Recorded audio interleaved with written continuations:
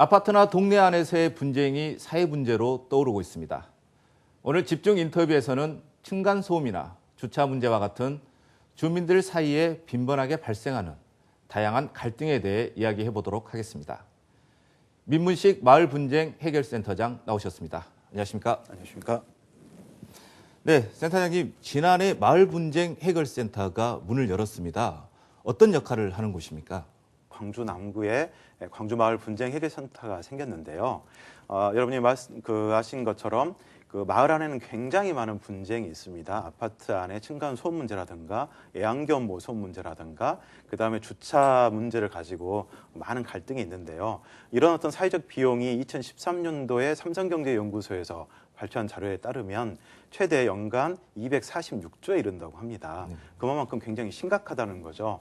그런데 이런 갈등을 해결할 수 있는 장치라든가 토론할 수 있는 문화, 시스템이 그동안에 없었던 겁니다. 그래서 지역사회에 광주광시라든가 광주지방법원, 광주시 남구, 그다음에 광주지방변호사회, 법무사회, 전남대 로스쿨 같은 다양한 기관들이 힘을 합해서 이런 어떤 분쟁 해결센터를 만든 겁니다. 네. 층간소음이나 주차 문제, 그리고 악취 문제, 이런 문제들 때문에 사실 주민들 간의 마찰이 종종 일어나고는 하고 있지 않습니까? 네네. 그리고 또 이런 일들이 언론 보도를 통해서 저희가 또 자주 접하게 되고요. 네, 그렇습니다. 우리 지역에서는 실제 어떤 문제들이 어느 정도 발생을 하고 있습니까? 2014년도에 광주시 통계 자료를 보면은 한 해에 광주시에 접수된 어떤 소음 공해 관련된 분쟁 사례가 1,500건 이상이 넘는다고 합니다. 접수되지 않는 건과 합치면 굉장히 많은 사례가 있다는 거죠.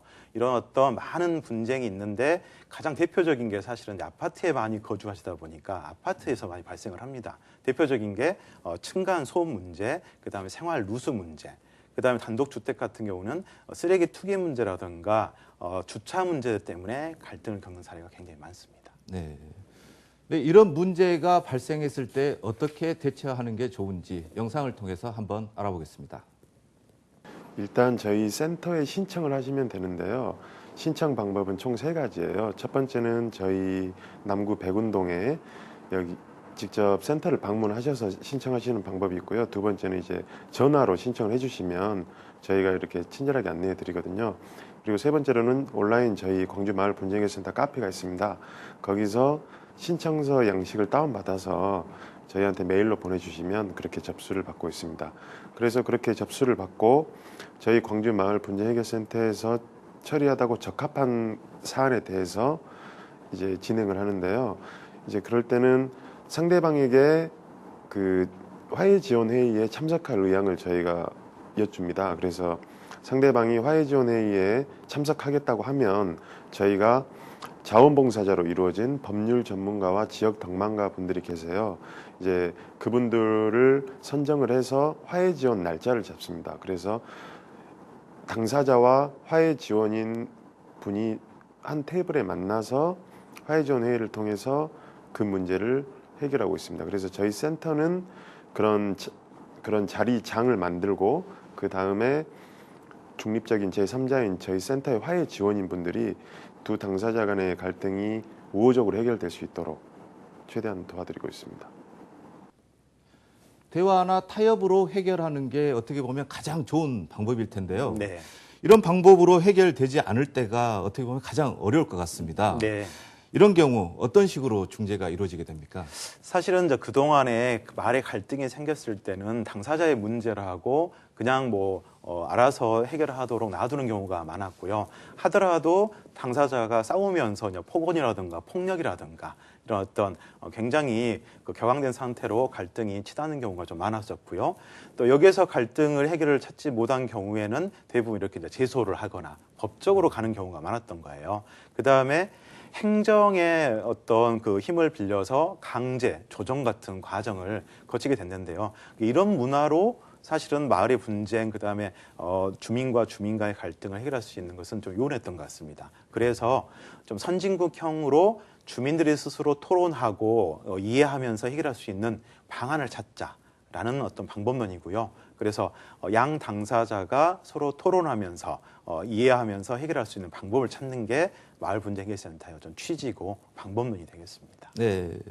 센터가 개소하고 지금까지 한 6개월 정도 이렇게 네. 운영을 해 오셨는데 네. 그동안 성과가 좀 있었습니까? 네. 우선은 굉장히 많은 분들이 방문하시고 연락을 해오고 계십니다. 이제 그만큼 분쟁이 많다는 것을 반증하고 있는 건데요.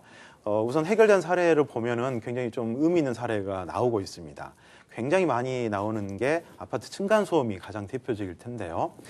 남구의 모 아파트 11층, 12층에 사는 이제 주민들께서 굉장히 한 3년 동안 층간소음으로 싸우셨어요. 그래서 저희 센터에 이제 방문하셔가지고 화해 지원 회의라고 하는 회의 과정을 거쳤는데 위층에서는 이제 4살 어린이가 있었던 거고 아이가 있었던 거고요. 근데 밑에 층에서는 글을 쓰는 작가가 있었습니다.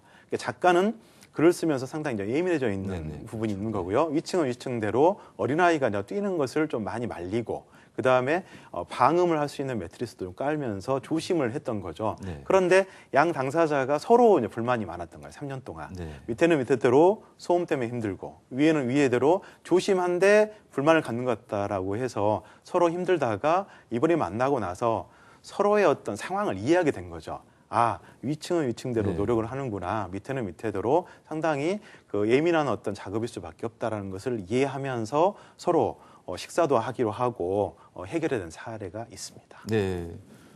공동주택에 이렇게 거주하면서 가장 심각한 분쟁은 역시 층간소음 문제인 것 같습니다. 네, 그렇습니다. 실제로 이런 문제가 어떤 문제가 발생했고 또 어떻게 해결됐는지 영상을 통해서 한번 알아보겠습니다. 아무래도 현재까지 아파트 층간소음이 지금 기억에 남는데요. 아파트 층간소음이 40대 주부 남구에 사시는 분이 계셨어요. 그분이 저희 센터에 1년 반 전부터 아이의 뛰는 소리 때문에 밤낮에 이제 잠을 못 이루신다고 신청을 하셨거든요. 그래서 저희가 상대방한테 바로 연락을 드려서 이렇게 층간소음으로 힘들어 하시니까 저희 화해 지원 회의에 참석할 이렇게 뜻을 물었습니다. 그러니까는 상대방도 화해 지원 회의에 참석한다고 해서 저희가 그런 자리를 만들었어요. 그러니까는 화해 지원 회의를 통해서 서로 몰랐던 부분들을 이렇게 대화로서 많이 이해하시더라고요.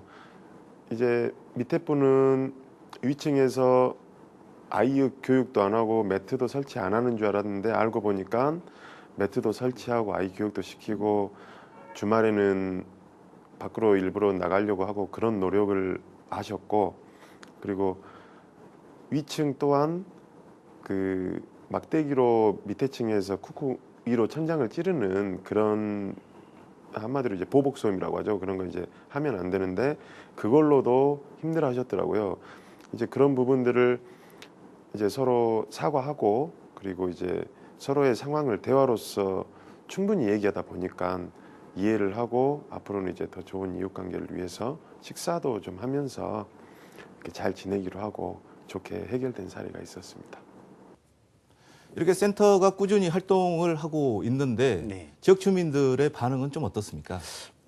굉장히 긍정적이신 것 같습니다. 이제 그동안에는 마을의 분쟁을 해결하고 싶어도 이제 전전긍긍하시고 어떻게 해결할 수 있는 방법도 없기 때문에 이건 경찰서에 전화를 해야 되나 아니면 제소를 해야 될 건도 아닌 것 같은데 네. 이런 굉장히 좀 고민을 많이 하셨던 것 같아요. 그래서 많은 분들이 이제 방문하시고 연락을 해오시는데요. 네.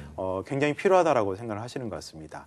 그래서 저희가 좀 생각했던 게 이렇게 마을의 많은 어떤 갈등을 해결할 수 있는 시스템이 좀 더 촘촘해졌으면 좋겠다라는 생각을 하게 됐어요. 네. 그래서 올해 저희 센터에서 역점적으로 두고 있는 게 작은 아파트 단위라든가 그다음에 이제 행정동 단위의 마을 분쟁 해결센터, 그다음에 마을 단위 아파트 안에 주민 소통방을 만들어서 이런 어떤 우리 아파트 안에 마을 단위의 문제를 해결할 수 있는 그런 센터를 한 4곳 정도 추가로 만들 예정입니다. 네. 그런데 이제 아무래도 이런 센터의 역할들이 법적인 이런 효력이 없다 보니까 네. 중재에 대한 한계도 분명히 있을 것 같습니다. 네. 지자체 차원의 이런 지원이나 네. 또 제도적인 이런 보완 네. 어떤 부분이 있을까요? 우선은 지금 광주 남구에 시범 실시를 하고 있습니다. 그런데 지금 연락은 광주 전체로 지금 오고 네. 있는 중인데요. 올해는 광주 전체로 확산하는 어떤 작업이 있겠고요. 아까 말씀드린 대로 아파트 단위라든가 행정동 단위, 마을 단위에서 분쟁을 해결할 수 있는 시스템을 갖추는 것. 그다음에 이제 광주시라든가 이제 지방법원, 그다음에 다양한 이제 법조계, 마을의 원로들이 참여해서 이런 어떤 다양한 분쟁을 해결할 수 있는 시스템을 갖추는 게 이제 올해의 또 과제일 것 같습니다. 네. 마지막으로 지역 주민들께 하고 싶은 말씀 있으실까요? 네, 마을 분쟁 해결센터를 만든 이유는 무슨 법적 강제력을 가지고 아니면 행정의 힘을 빗대어서 주민들한테 따르시오라고 하는 게 아닌 것 같습니다. 네. 주민들 스스로 갈등의 당사자가 서로 만나서 서로 토론하고 서로 이해하면서 갈등을 해결할 수 있는 선진적인 좀 자치 모델을 만들자라는 거거든요. 네. 이제 예를 들자면 그 미국 같은 경우에는 전국에 한 400여 개 이런 어떤 마을 분쟁 해결 센터라든가 프로그램이 움직이고 있어요. 네. 그런데 여기에 미국 시민 2만 명이 자원봉사자로 참여를 하고 있습니다. 네. 그래서 연간 40만 건 이상의 마을의 문제를 해결하고 있는 거거든요. 근데 여기에 핵심 포인트가 어떤 거냐면 주민들이 갈등의 어떤 참여자로 나서서 스스로 해결을 하고 도와주고 자원봉사를 통해서 마을의 많은 문제를 해결한다는 겁니다. 네. 그래서 올해 저희 센터가 역점을 두고 있는 게 이렇게 자원봉사자를 많이 발굴하고 시민 여러분의 참여를 기다리고 있는 중입니다. 네. 무엇보다도 주민들이나 이웃 간에 서로 이해하는 게 우선인 것 같습니다. 센터장님, 오늘 나와주셔서 고맙습니다. 네, 감사합니다.